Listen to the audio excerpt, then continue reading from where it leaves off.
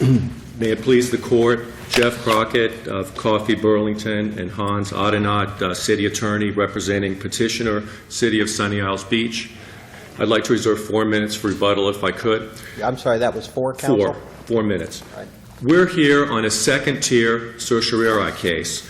Publix applied for a project within the City of Sunny Isles. After a full public hearing, the City Commission entered a 5-page order found at page 2 through 6 of the appendix, rejecting the application. Counsel, I just can't restrain myself. I have to ask this question. Sure. I know we can't write per curiam reversed.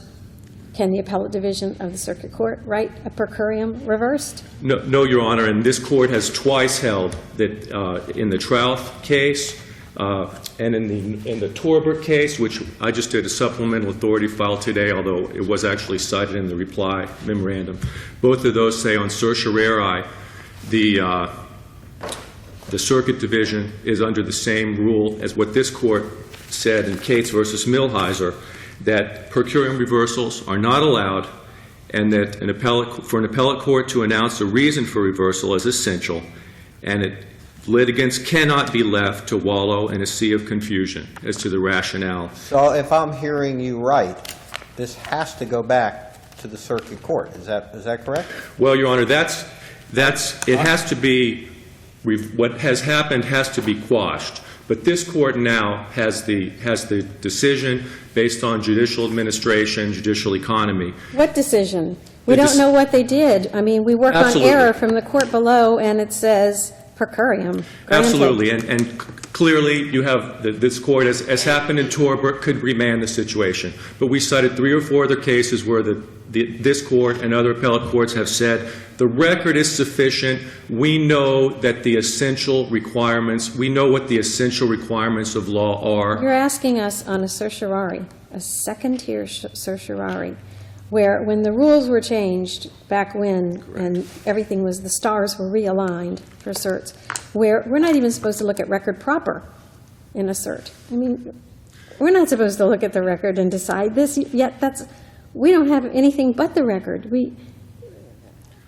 Well, what I'm asking the court very often, including the recent case from a few months ago, Monroe County versus Carter, on certiorari, the court reversed and reinstituted the Monroe County ruling that was being appealed. I'm hopeful that there was some opinion Yes. that we were looking at in doing that.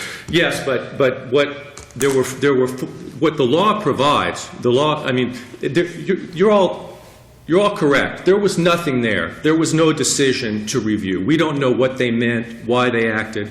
So the issue is... So you want us to find that they were in error in whatever it is they did? The question is, if the circuit court were properly considering the issue, there were 4 reasons. And the issue was there an evidentiary basis or a record basis under the law that all 4 of them were wrong? So, of course, I understand that this is for this court. It's an issue of judicial administration. Is there a reason to send it back again and cause more delay? Let me just talk about the first basis, which is really the essential defect in Publix application. Publix, after first applying, saying we have a 3.5-acre site, we want to build a 284-unit multi-use complex. They went out and bought 13 acres of land in the intracoastal waterway, underwater, and said, now we have 19 acres, so now we can build 378 units. The City Commission held as a matter of law... And how did the appellate division of the circuit court apply the wrong law? Not just misapply the law, but apply the wrong law to that issue?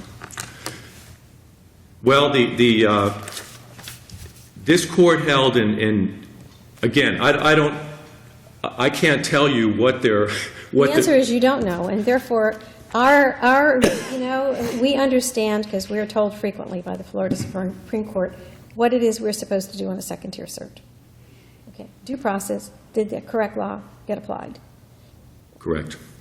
And we have no idea. And I would agree that if there were a decision finding, for instance, that substantial evidence did or did not support, this court would look at whether or not the correct law was applied. That's what this court does on second-tier cert, is review whether the standard of first-tier cert is applied.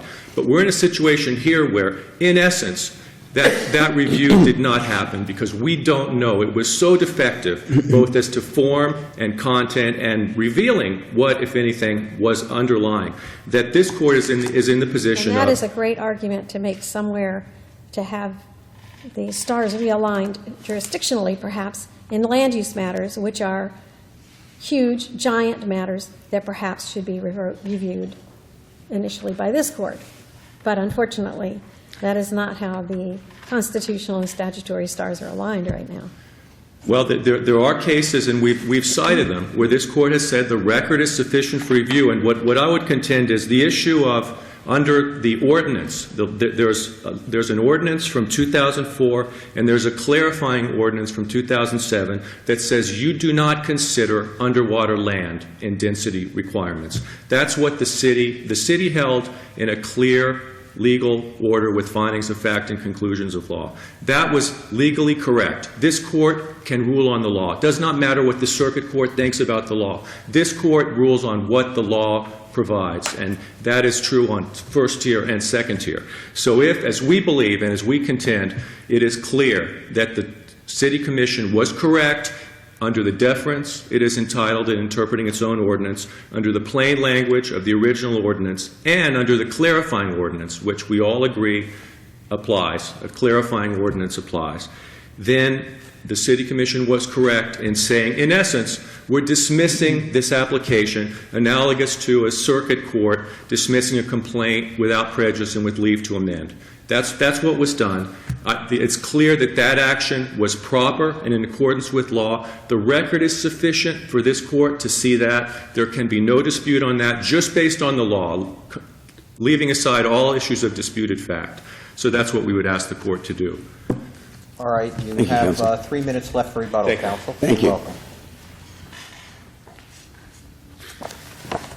May it please the Court, Elliot Shirker on behalf of Publix. If we're going to talk this morning about judicial economy and judicial administration, Is there any such thing as a per curiam reversal? not under this Court's case law, there's a First District case, the Favino case, that says when the Court can discern the basis for a decision, it can review it on second-tier cert. But Judge Wells, what I was going to say was on April 16th of last year, after the petition was filed, we moved to relinquish jurisdiction to the Circuit Court for the issuance of a written opinion. And my friends on the other side opposed it vehemently, urging this Court to reach the merits of all of the issues on review. The Court denied the motion. We would renew the motion, as we understand this panel has authority to reconsider, rather than sending it back to the Circuit Court and starting a whole second round of certiorari review. The Court has the briefs. The Court has the parties' positions.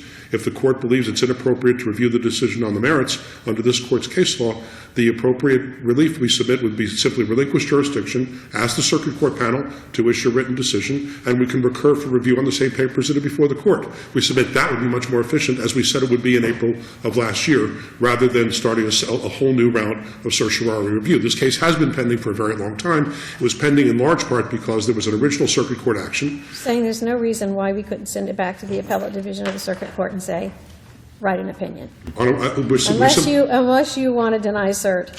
And if you want to grant cert, then write an opinion. Judge, I see nothing wrong in doing that. Of course I don't. I just submit it, as we told the Court, it would be more efficient to do it on a relinquishment than to start all over again. The petition's been pending since 2007. There was an original action. The Circuit Court stayed the certiorari pending the original action. Ultimately, we came before this Court in 2008. This Court ruled the original action was inappropriate, go forward on the certiorari, and here we are in 2011. I'll be happy to talk about submerged lands in 2004, 2007 ordinances if the Court wants me to, but if the Court's inclination is to have the Circuit Court write an opinion, which this Court can review under the standards for second-tier certiorari, we'd renew our motion to relinquish jurisdiction and request that relief. Thank you. Thank you, counsel. Rebuttal? Let me go back to this issue of the remand, which Publix did ask for. They asked this court initially to relinquish jurisdiction, and we opposed that, saying there's no, same thing as we're saying today, there's no reason for another round of delay. The record is sufficient for review. You would like us to decide everything rather than send it back. I mean, Absolutely. you're clear about that. Anything other than that? No, Your Honor. Okay, thank you.